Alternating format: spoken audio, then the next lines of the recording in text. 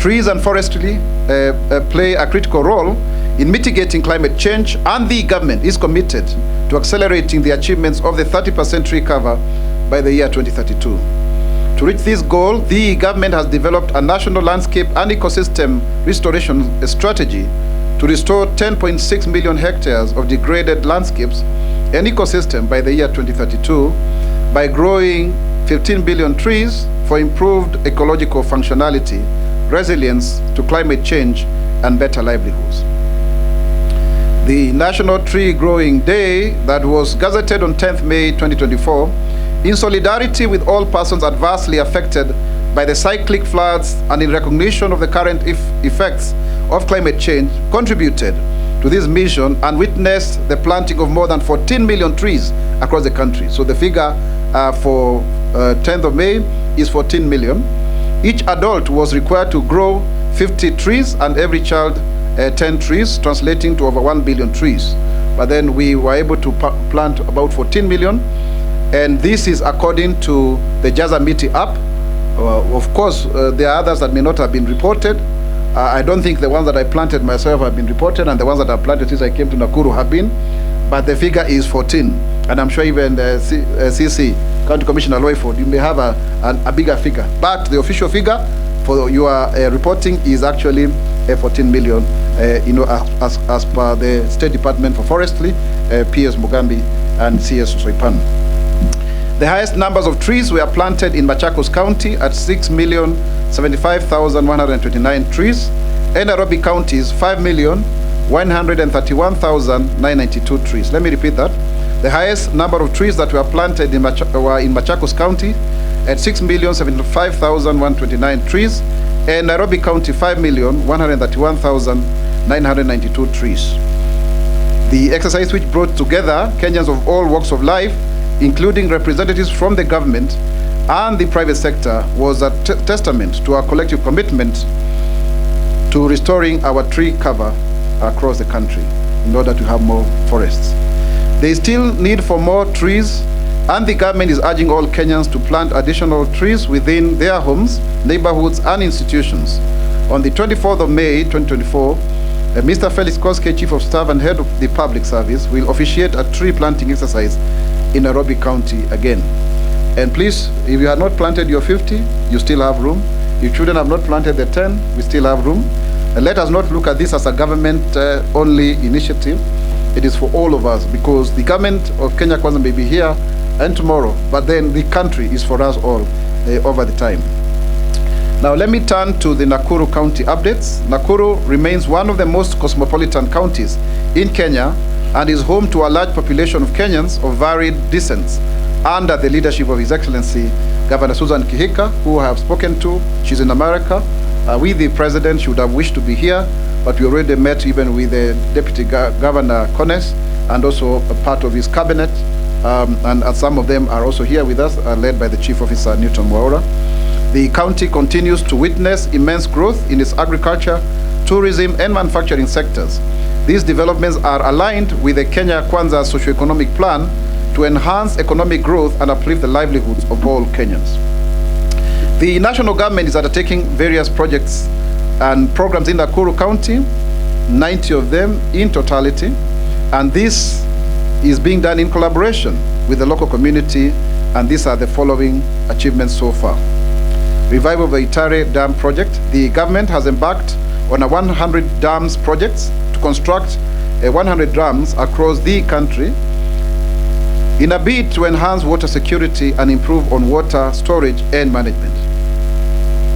This project will also mitigate the adverse effects of flooding, as has been witnessed in the past weeks and months, by capturing and utilizing runoff water.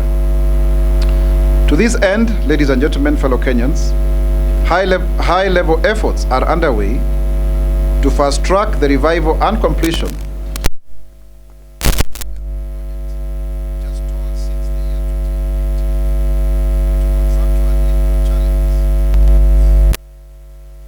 Kenya shillings 47 billion in government of Italy. This is an increase from 35 billion because of the time and also other attendant costs. That is the reason why, but it will be done in 4 years.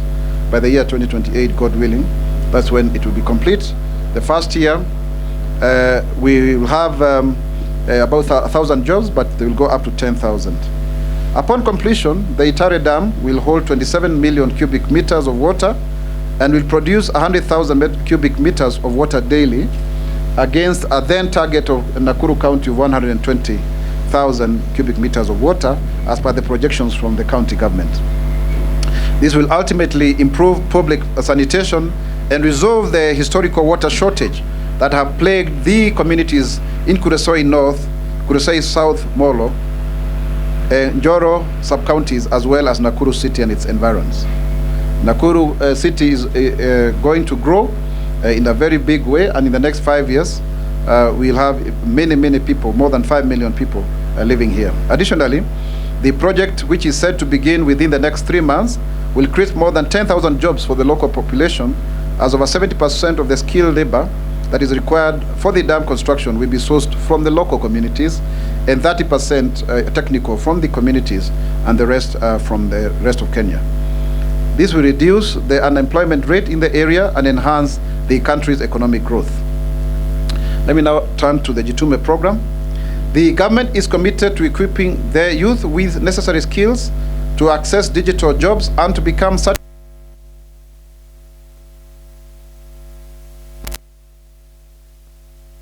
program in 120 technical and vocational education and training TVET institutions to provide the youth with access to digital skills as well as digital services and opportunities.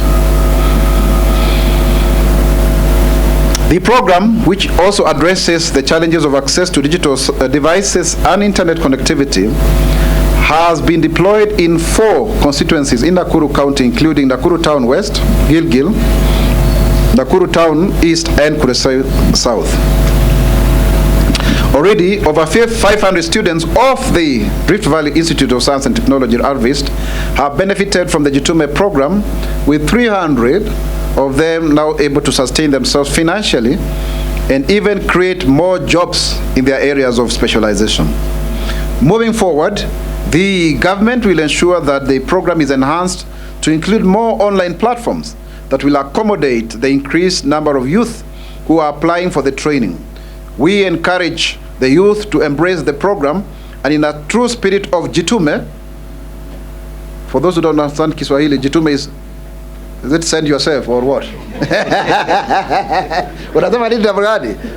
What do you say that in English? Jitume? You can't say send yourself. You need direct translation. Being proactive, you know, like push yourself, make yourself advancement. Jitume. Some of these cannot be directly translated. So in a true spirit of Jitume, to take up the available online opportunities for their livelihoods and to get the requisite training and skills for the domestic and international jobs. By the way, I remember a student leader from RVIST who gave us a very good story. He was the first to make 2,000 shillings, Wanyonyi. He is a former Secretary General of RVIST Student Association. And also out of that 2,000, he's now made out 120,000, and he's been able to buy a laptop for 90,000 after he went into farming, you know, and he harvested beans. So you can see that ecosystem. There's also another one called Kuria, I think Jane Kuria, who has started poultry farming out of the money, and many others who are telling us they've never gone back home because they are now self-reliant. So it's a very powerful program, and already from RVIST, they've made 3 million shillings. That's about $1 million per month. In fact, Wanyonyi was bragging that he has made more money than some of his lecturers. So this is true, and it's the one game changer for our youth. Let's now turn to pyrethrum. Kenya has been growing pyrethrum since 1928 and has been the major supplier of pyrethrum, accounting for at least 70% of the world market at some point. This, however, dropped to below 5%, and Kenya lost the world leadership in the supply of pyrethrum and pyrethrum products from 2006. Currently, number 1 is Australia, followed by Tanzania, followed by Rwanda, then ourselves, and then China. And yet, we at some point were number 1, out of just mismanagement and corruption. but I'm happy because we are here with the acting CEO, Mary Ontiri. Maybe you can raise your hand for people to know that you are the one. Thank you. And also the board. Board members are many here. Bwana Monda, who is also a past chairman of Pyrethrum Growers Association, a very knowledgeable man. Bwana Mama Watako, ambaye anasimamia watu wa hapa, and Bwana Zakayo.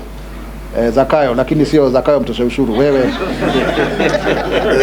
unaitwa Zakayo nani? Maina. Zakayo Maina. Ya, unajua sasa hii maneno ya ushuru saa nyingine mnatuchomea bana. Kulipa ushuru ni kujitegemea. Ama namna gani? Si ati ni nini? Msiite rais wetu majina ingine. Yeye anajaribu kuhakikisha kwamba nchi imesimama imara. Ama namna gani? Kwa sababu kama yeye hataki tuanze kuombaomba mikopo. Anataka watu wakuje kuwekeza hapa na ndiposa tusonge mbele. Kama vile wakati wa Mheshimiwa Rais Kibaki mwenda zake. Kwa hivyo nafikiri hilo ni jambo ambalo tunasisitizia. Watu wakikuwa na benko hapa Pareto watakuwa na pesa mfukoni. Na hata jana tuliona juzi tulikuwa na baba na mama Gitao pale upande panaitwa nini pale? Njoro, hiyo kijiji inaitwa Jokerio. Kuamsha Jokerio, hana Jokerio kurudishiwa. Sasa tunarudisha Pamba. Tusiongee Kikuyu kwa hii press conference. Tunarudisha Pareto Watako. Sasa hiyo Jokerio tunashokelia, tunarudisha Pamba. Tunarudisha Pareto. Pole, sijui Pamba inatoka kwa akili yangu. Tunarudisha nini? Pareto. Hii Pareto, yule mama Gitao alituambia wamechukuana na mzee, wakaenda wakakula raha kidogo hapa Nakuru, akanunuliwa karinda, mzee akanunua kashati, hata wengine hawakutuambia walifanyia nayo nini. Kwa sababu gani? Ukipata hii pesa ya Pareto unalipwa hapo, si ndio? Ukideliver tu hivi unalipwa hapo. Na ni shilingi kati ya 300 mpaka 750 kulingana na quality ya zao lako. Si unaona hiyo ni kitu kizuri kabisa? So hapo ni tuamshe hii Pareto iweze kuwa inasaidia Wakenya mfukoni hapo. Na tumepatiwa pia mambo mengi tu hapo katika ardhi hali ambayo tulipata. Ardhi hali ni petition ukipenda, kutoka kwa wale viongozi wa wakulima wakiongozwa na Bwana Njoroge, na tutaendelea kufikisha kule Nairobi. Accordingly, the government is undertaking major reforms to liberalize this sector. A task force has been set up since 2020 April, which recommended, amongst other interventions, the financing of sector to a tune of Kenya shillings 950 million. And I'm very happy to say an initial amount of money was given of 200 million. And every year the government is allocating a development expenditure of 150 million to this corporation. So it is very, very important. Of course, they still need for more, and we'll be discussing that going forward. Plans are also underway to establish 84,000 acres of pyrethrum by the year 2027-2028, and to stabilize future production to ensure sustainable supply of pyrethrum products in the world market. Already, the ongoing government interventions have witnessed steady increase in flour production to the current 310 metric tons by the year 2022-2023. Additional reforms will thus create more jobs, attract foreign investments, improve the livelihoods of Kenyans engaged in the pyrethrum value chain, and ensure that Kenya regains its position as the world-leading pyrethrum producer.